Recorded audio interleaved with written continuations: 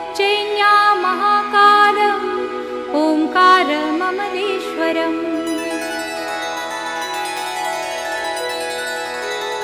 परल्यां वैजनाथं च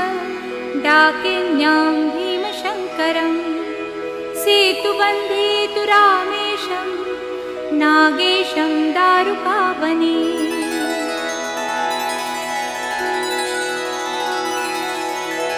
वाराणस्यां तु विश्वेशं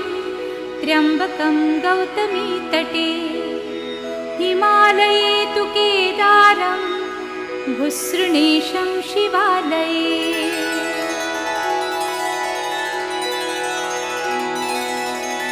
एतानि ज्योतिर्लिङ्गानि सायं प्रातः